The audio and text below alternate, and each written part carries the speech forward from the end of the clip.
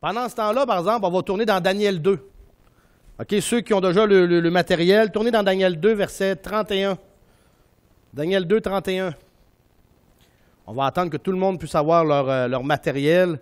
Parce que justement, ce matin, comme je vous dis, juste pendant que je vous donne l'information, on va commencer à y toucher ce matin, mais c'est bien entendu... Hey, un grand merci. Un grand merci. C'est bien entendu que la semaine prochaine, c'est notre dîner de Noël, donc ça va être réellement consacré à Noël.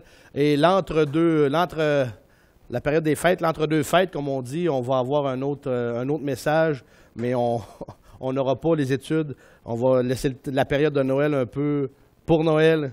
Mais après les fêtes, on va pouvoir continuer et poursuivre l'information.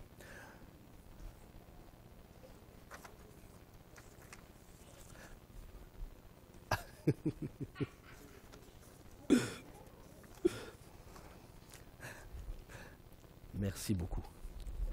Maintenant, vous avez tous 2 feuilles. Tout le monde a bien reçu 2 feuilles? Ici? Parfait. Donc, gardez-les proches, on va y regarder, on va faire notre lecture avant toute chose. On va commencer par lire Daniel 2, verset 31 jusqu'au verset 45. Ce qu'on commence ce matin, on a regardé les 2 dernières semaines l'introduction, OK, au niveau des traces du Messie. On a regardé le premier chapitre de l'Apocalypse. Et puis, vous vous rappelez, c'est quoi le plan de toutes les traces du Messie? C'est Apocalypse 1, 19. Ce que tu as vu, ce qui est et ce qui doit arriver dans l'avenir. Là, maintenant, on est dans ce qu'on appelle le temps des gentils. Et par rapport même à Jean, quand il reçoit ces informations-là, ces révélations-là dans l'Apocalypse, bien, on est obligés, nous autres, de retourner dans le passé. Parce que ce qui se passe aujourd'hui, même en Israël, ça a commencé il y a déjà longtemps. Et cette période-là qu'on touche ce matin s'appelle, je le répète, le temps des gentils. Daniel 2, s'il vous plaît, le verset 31 jusqu'au verset 45. Daniel 2, 31 à 45. Vous allez peut-être passer à travers, vous avez peut-être bien lu ça de nombreuses fois. Ce passage-là, on le décortique ce matin. Verset 31. Ô roi, là, parce que là, vitement, juste faire l'arrière-plan, Nebuchadnezzar fait un rêve. Et là, il cherche des gens qui puissent interpréter son rêve. Et là, à un moment donné, Daniel arrive et lui raconte son rêve. Ça dit ceci. Ô roi, tu regardais et tu voyais une grande statue. Cette statue était immense et d'une splendeur extraordinaire. Elle était debout devant toi et son aspect était terrible. La tête de la statue était d'or fin, excusez. Sa poitrine et ses bras étaient d'argent.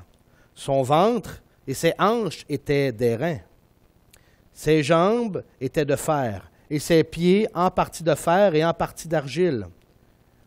Tu regardais jusqu'à ce qu'une pierre fût détachée sans le secours d'aucune main et frappa la statue dans ses pieds, qui étaient de fer et d'argile, et les brisa. Alors le fer, l'argile, l'airain, l'argent et l'or furent brisés ensemble, et devinrent comme la balle de l'air en été, et le vent les emporta. Il ne s'en trouva plus de vestige. Mais la pierre qui avait frappé la statue devint une montagne, remplit toute la terre. C'est là le songe, et nous en donnerons l'interprétation devant le roi. Toi, ô roi, tu es le roi des rois, auquel le Dieu des cieux a donné le règne, la puissance, la force et la gloire. Il a remis entre tes mains les enfants des hommes, les bêtes des champs et les oiseaux du ciel, en quelque lieu qu'ils habitent. Et il t'a fait dominer sur eux tous. C'est toi qui es la tête d'or. Et après toi, il s'élèvera un autre royaume, moindre que toi, puis un troisième royaume qui sera d'airain et qui dominera sur toute la terre. Il y aura un quatrième royaume, fort comme du fer, de même que le fer brise et rompt tout, ainsi pareil au fer et qui brise et met tout en pièces, il brisera et mettra tout en pièces. Et comme tu as vu les pieds et les doigts en partie d'argile et en partie de fer, ce sera un royaume divisé, mais il y aura en lui de la force du fer, parce que tu as vu le fer mêlé avec l'argile.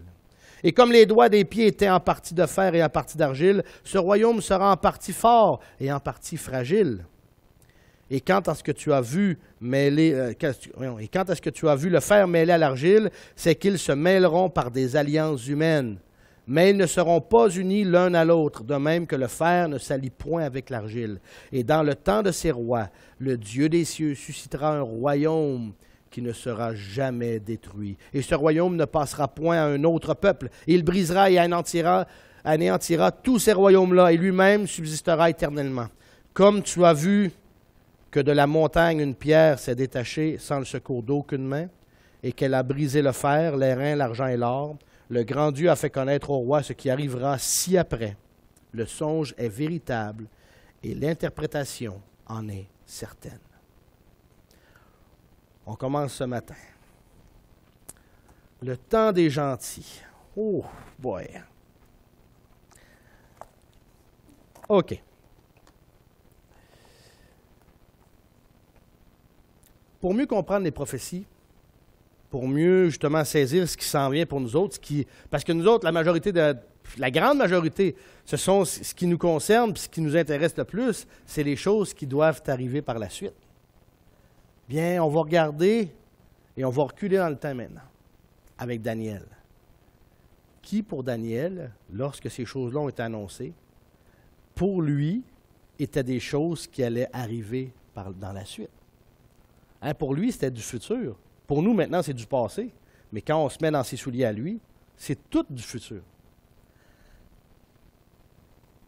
Il faut commencer là, ce temps-là des gentils, pour comprendre tout l'alignement des étoiles, on va dire, c'est une expression, tout l'alignement des étoiles au complet, pour voir le plan global on va dire comme on dit, du plan de Dieu pour l'histoire. Le temps des gentils. Le temps des gentils, c'est une période qui commence avec l'Empire de Babylone. L'Empire babylonien. Lorsque Nebuchadnezzar arrive, envahit la Judée, commence à déporter ses habitants.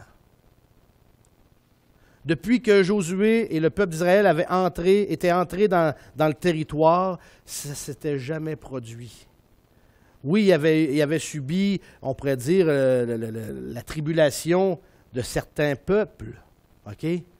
Mais pas pour aller déporter le peuple. Et deuxièmement, non plus, pas pour gouverner à la place des Juifs leur propre territoire. C'est la première fois que ça se produit après le règne de David et de Salomon. Vous avez votre première carte? La carte verte. Vitement. OK? D'un côté, vous avez la statue et vous avez deux colonnes. Une qui a du bleu dedans, qui s'est marqué au-dessus, peuple juif. OK?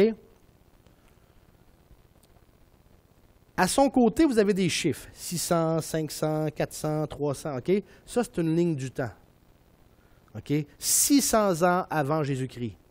Et 500 ans avant Jésus-Christ, 400 ans avant Jésus-Christ, et ainsi de suite. Et on voit que la première déportation, si vous regardez la première colonne ici, la première déportation quand Nebuchadnezzar envahit la Judée, ou plutôt Juda, parce que ce n'était pas la Judée à l'époque, c'était Juda, ça se passe en 606. Première déportation. Lorsque il y a eu la première déportation, il y a eu ce qu'on appelle un compte à rebours qui a été enclenché. par ce compte à rebours-là était justement le fait que Dieu avait décrété un temps précis dans lequel ils allaient rester à l'extérieur de leur territoire, à l'extérieur de Juda. Et pour voir justement comment Dieu avait décrété justement cette période de temps-là et la période de temps en soi, j'aimerais qu'on tourne dans Jérémie. OK? Daniel 2, gardez le doigt dedans parce qu'on va y toucher, c'est sûr. Mais allez dans Jérémie. Jérémie 29.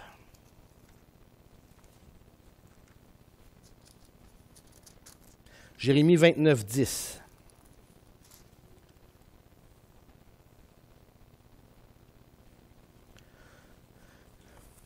Comme je vous disais, Jérémie a été celui qui a annoncé la durée totale de leur déportation à Babylone. Parce que Jérémie a été celui qui a été à cheval entre la période où c'est que les rois d'Israël régnaient en Israël, ou plutôt en Juda, les rois de Juda régnaient en Juda, et la venue de Nebuchadnezzar et la déportation du peuple vers Babylone. Lui, il a tout vu ça. Là. Il a été le spectateur, il a été l'annonciateur même de ces choses-là. Son ministère à Jérémie a duré 50 ans. 50 ans où c'est qu'il a averti Juda, il a averti les Juifs. Non, revenez à l'Éternel. Et il annonçait les sentences que Dieu allait donner, allait sévir au peuple s'il ne revenait pas. Et regardez Jérémie 29, 10, ça dit... Car ainsi dit l'Éternel, dès que 70 ans seront accomplis pour Babylone, je vous visiterai et j'accomplirai ma bonne parole à votre égard pour vous faire retourner en ce lieu. Là, il parlait que justement, après 70 ans de déportation, que Dieu allait revenir, il allait ramener le peuple en Israël. En Israël. Un autre verset. Toujours dans Jérémie 25. Jérémie 25, s'il vous plaît, verset 9.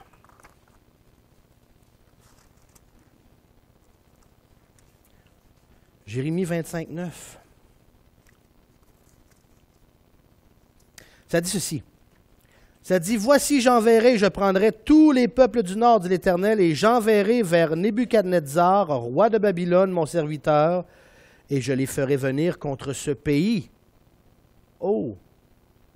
Et je les ferai venir contre ce pays et contre ses habitants et contre toutes ces nations d'alentour, et je les vouerai à l'interdit, et j'en ferai un objet de désolation, de moquerie, des déserts éternels. Juste, on va rester, on va poursuivre notre lecture, regardez ça là. C'est spécial de réaliser que, tu sais, nous autres, à notre vue humaine, on pense que, Nebuchadnezzar, il a pris le trône, et puis il a commencé à faire valoir son pouvoir, il a conquis les territoires autour, et il a étiré son territoire de même. On pense que c'est tout simplement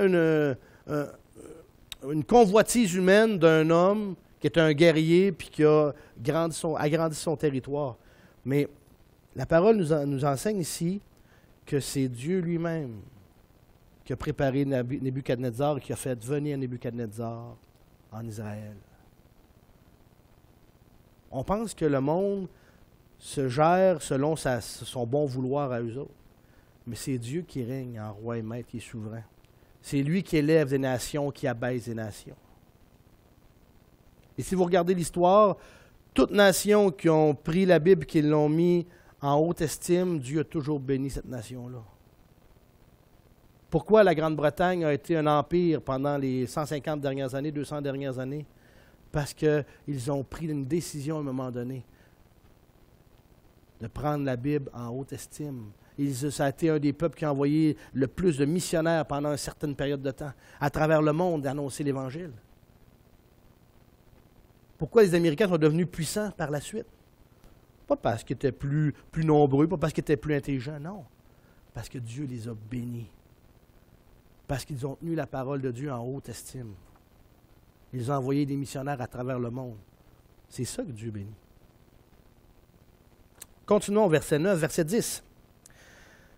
Jérémie 24, 10. Et je ferai cesser parmi eux la voix de joie et la voix d'allégresse, la voix de l'époux et la voix de l'épouse, le bruit des meules et la lumière des lampes. Et tout ce pays sera une ruine, un désert, et ces nations seront asservies au roi de Babylone pendant 70 ans. Et il arrivera que quand les 70 ans seront accomplis, que je punirai le roi de Babylone et cette nation, dit l'Éternel, à cause de leur iniquité. Je punirai le pays des Chaldéens, je les réduirai en des désolations éternelles.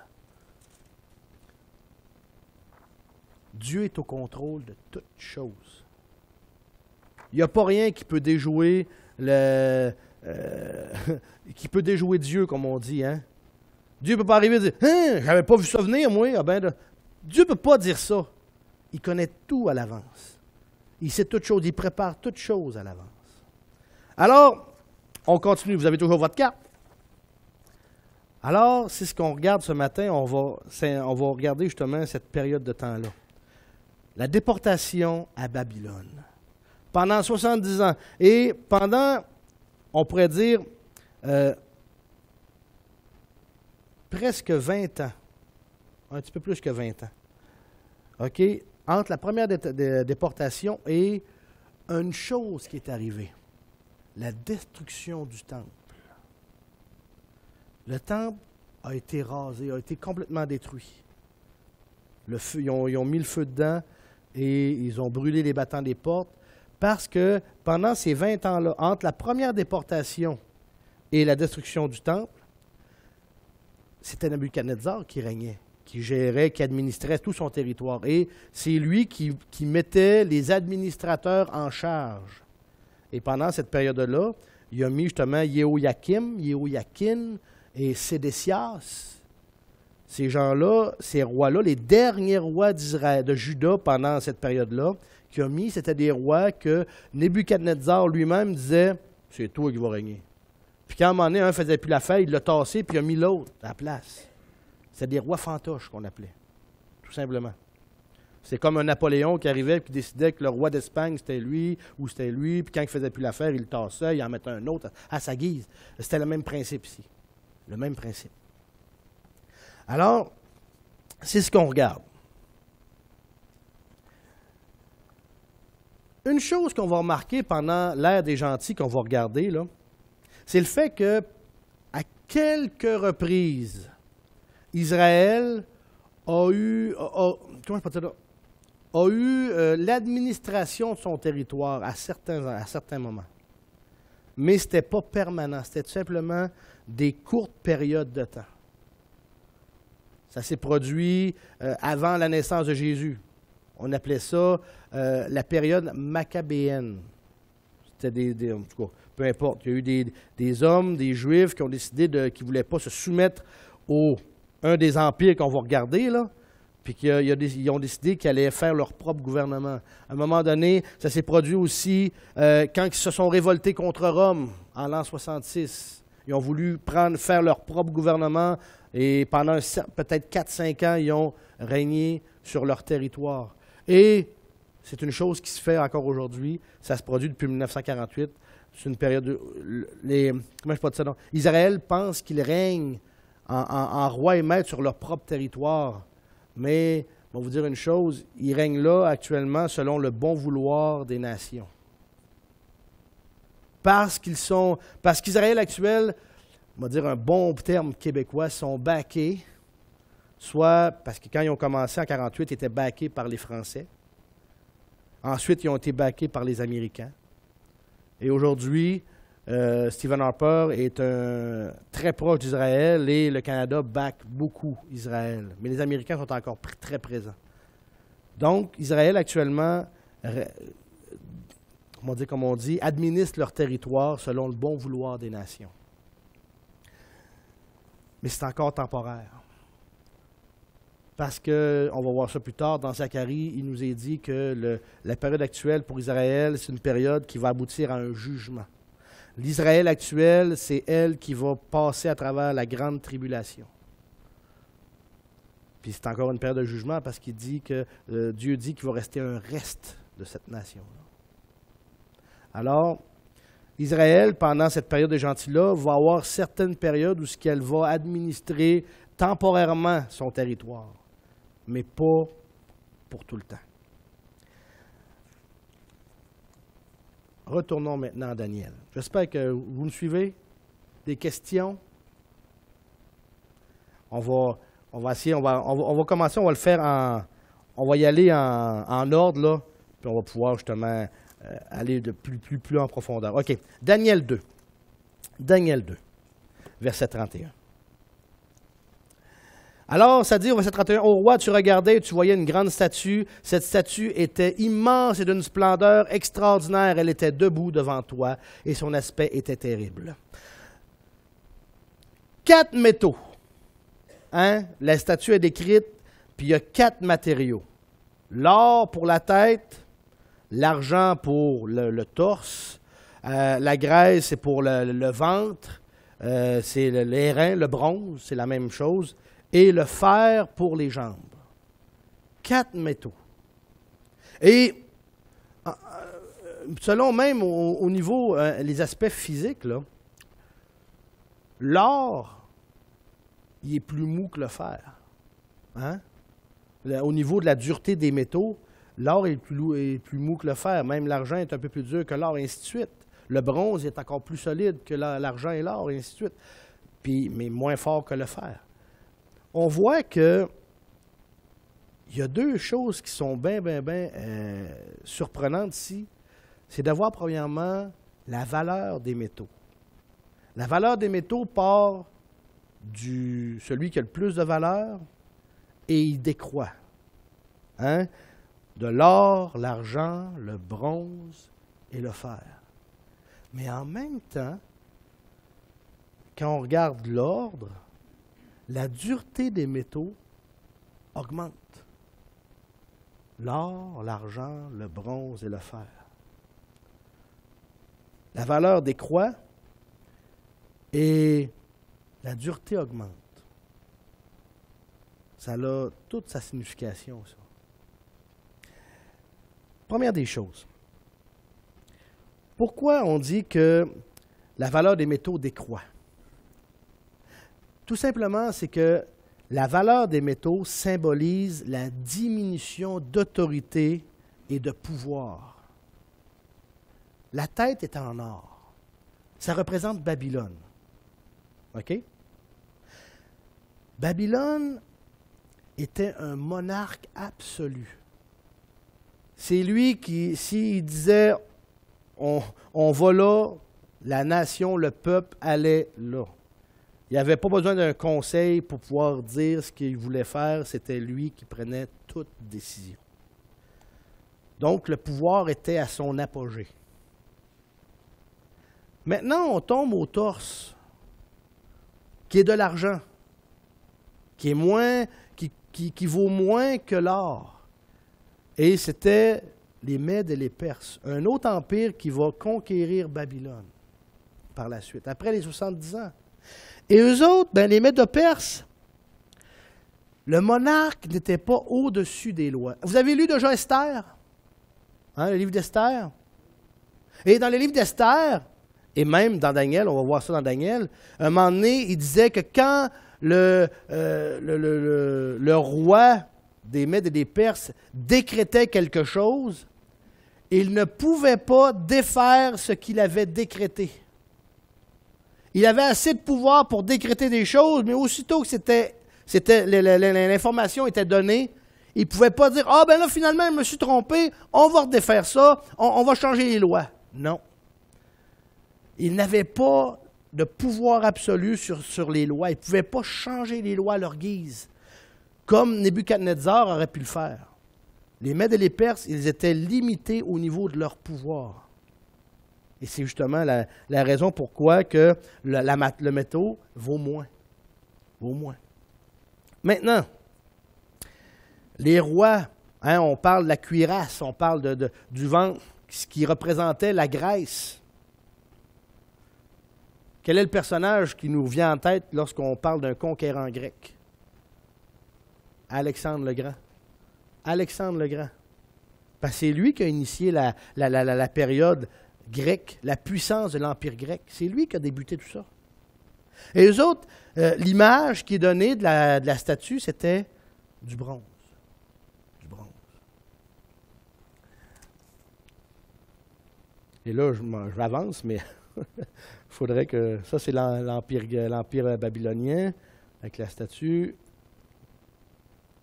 Ça, c'est les Mèdes et les Perses. La grandeur de leur empire. C'était immense. Ça partait de l'Inde et ça s'en allait en Grèce. Si jamais vous êtes à l'aise en géographie, là, ça couvre aujourd'hui le Pakistan, l'Iran, l'Irak, la Jordanie, la Syrie, la Turquie, Israël au grand complet, l'Égypte, en plus des autres pays que je nomme pas, là, que le Koweït, et ainsi de suite. Il y a plein de pays dans lesquels l'Empire, à cette époque-là, administrait. Ça, c'est les Mèdes et les Perses. Maintenant, on en vient à la troisième partie, les Grecs. Les conquêtes d'Alexandre. C'est à peu près l'équivalent du territoire des Mèdes et des Perses. Les rois helléniques, les rois grecs, n'avaient aucun droit de dynastie. N'avaient aucun droit de dynastie. Ou n'avaient aucun droit de royauté pour régner. Ce n'est pas parce qu'il était le fils d'eux qui avait la légitimité pour le trône. C'est spécial, hein? Ces gens-là, dans cet empire-là, régnaient par la force et par la corruption. Un exemple. Dans l'histoire, quand Alexandre le Grand meurt, l'empire n'est pas divisé dans sa famille à lui, là. Ce sont ces 4 généraux qui décident de diviser le territoire à leurs 4. Point. Fini. Mais ils l'ont, justement, étant donné qu'ils étaient puissants dans les armées, l'armée s'est distribuée les terres et les 4 généraux ont décidé ce sont devenus les 4 lignées, ou plutôt les 4 territoires qui étaient de la lignée des généraux. Point final. Donc Alexandre le Grand et sa famille n'ont rien eu des conquêtes d'Alexandre.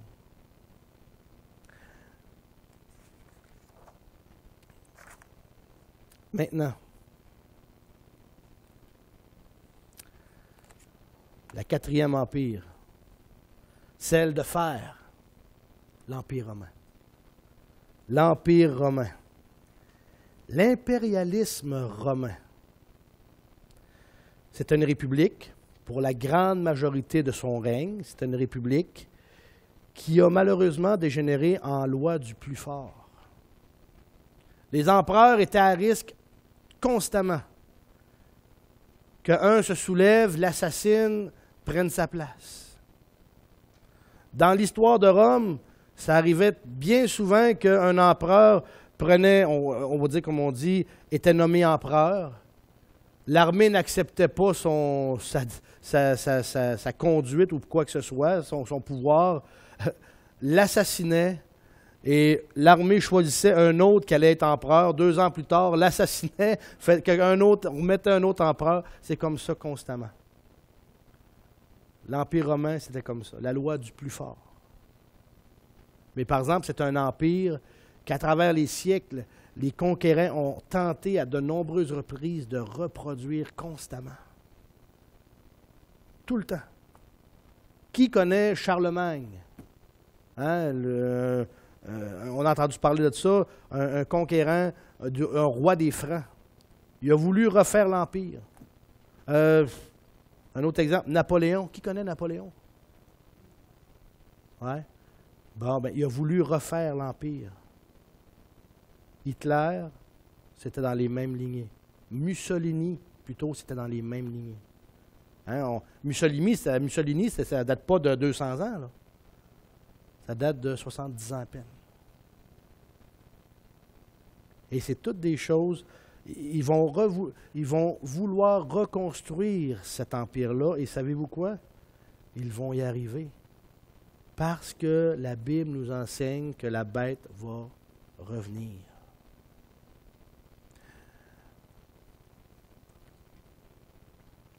Alors, la statue ici représente les 4 métaux, 4 empires qui vont régner de façon successive. Pour nous autres, c'est du passé. Pour nous autres, peut-être, ça peut être beaucoup de matériel. Pourquoi apprendre toutes ces choses-là? Parce qu'il y a une expression qui dit « le passé est garant de... » Si Dieu a été fidèle dans le passé pour les choses qu'il a annoncées qui se sont produites, soyez sûrs et certains qu'il est fidèle pour les choses qui s'en viennent, qui sont encore du futur pour nous autres. Amen.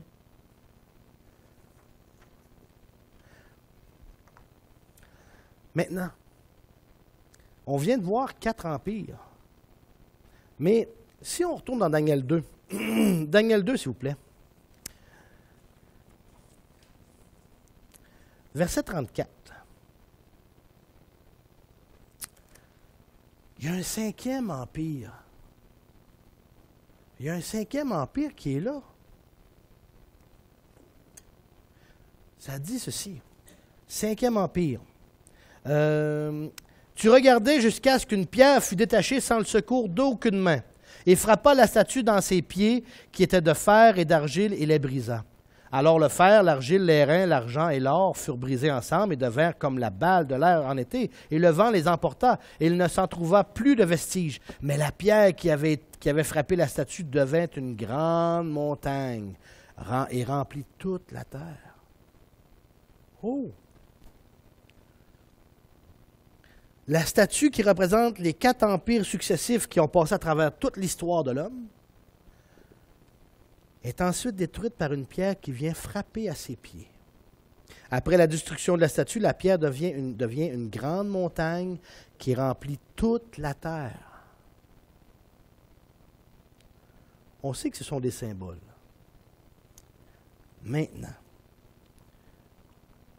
le temps passe, là, puis je veux essayer de pouvoir tout... Je vais vous donner 2 choses. Le verset 34. Tu regardais jusqu'à ce qu'une pierre fût détachée, sans le secours d'aucune main. On a peut-être bien parlé dans les dernières semaines, mais on va le réitérer ce matin.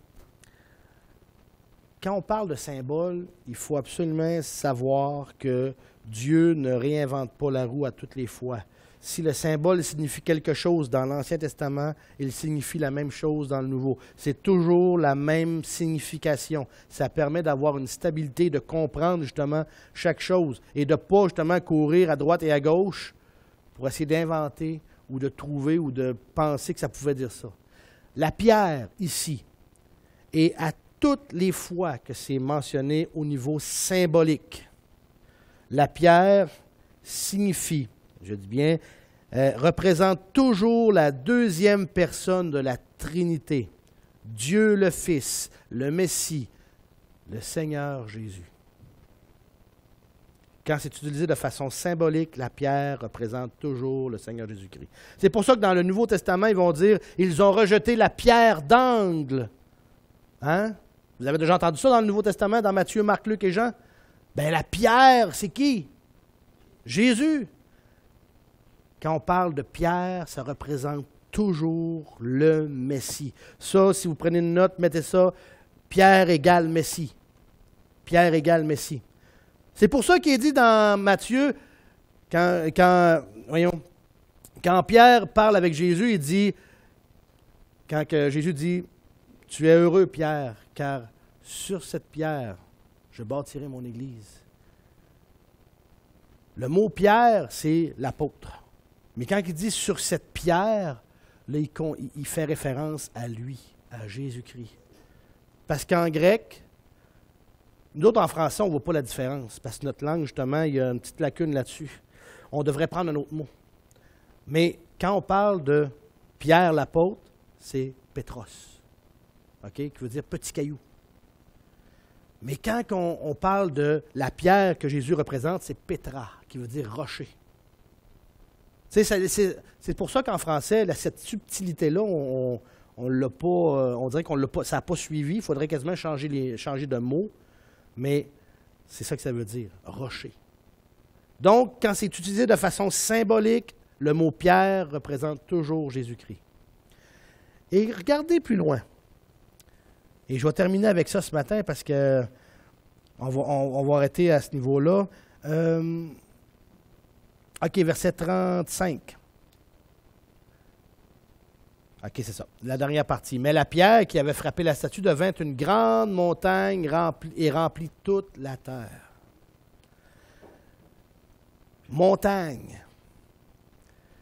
Le mot montagne, chaque fois qu'il est utilisé de façon symbolique, on va bâtir notre livre de symbolisme, là. Vous allez le voir, on le bâtit au fur et à mesure qu'on va l'étudier. À toutes les fois que le mot montagne est utilisé, ça fait référence à un roi ou un royaume ou un trône. Okay? C'est une royauté, c'est une administration. Le mot montagne fait référence toujours à un roi, à un royaume ou à un trône. Mais on vient de voir, retournons au verset 35, mais la pierre qui avait frappé la statue devint une grande montagne et remplit toute la terre. Qu'est-ce qui va se produire après que la quatrième bête va être détruite? La quatrième bête qui va être détruite, là, je vous le dis à l'avance, c'est encore du futur pour nous autres. Vous vous rappelez de nos dispensations? Oui. Vous vous rappelez le règne de 1000 ans qu'il va avoir après les 7 ans de tribulation? On appelle ça le millénium. Bien, ce millénium-là, c'est la fameuse montagne qui va remplir toute la terre. C'est le royaume messianique. C'est la fameuse montagne. Mais ça dit au départ que c'est une pierre qui a détruit les royaumes, qui représente Christ, et que cette pierre-là va devenir comme une montagne, donc on appelle ça le royaume messianique. Vous voyez tout le symbolisme qu'on installe, là, on fait juste commencer, là. C'est tout ça. C'est tout ça qui se met en place devant nos yeux et qu'on va regarder dans 2 semaines, qu'on va regarder par la suite pour passer à travers toutes ces informations-là. Ça va? Est-ce que vous avez des questions? Oui, M. David? Ah, vas-y. Dans le mot prière, dans le mot prière. Oui, c'est vrai. Je pense qu'une prière, ça peut être une pierre pour prier. Oui, c'est vrai. C'est vrai. Merci, David. Merci. D'autres questions? Oui. Oui, c'est ça. Pétros veut dire petit caillou. Ça, c'est dans Matthieu, là. Puis ça, Matthieu est écrit en grec. OK? Pour faire la différence, parce que beaucoup, même l'Église va dire, ah, ben gars, Pierre, tu es Pierre, et sur cette pierre, je bâtirai ton Église. Puis ils vont dire, ah, gars, l'Église est bâtie sur le Pierre qui est le premier pape. Mais non, c'est pas ça. C'est parce que justement, quand on prend les mots dans l'origine, c'est pas ça du tout. Donc, Pierre, tu es Pierre, qui est Pétros, qui veut dire petit caillou, et sur cette pierre, je bâtirai mon Église. Ça, c'est le mot Pétra, qui veut dire rocher. Puis quand il parle de cette pierre-là, le deuxième, là, ben, il fait référence à lui, à Dieu le Fils, à Jésus-Christ. C'est ça. Donc, Pétra, qui veut dire rocher. Parfait. D'autres questions? On va prier. Père éternel,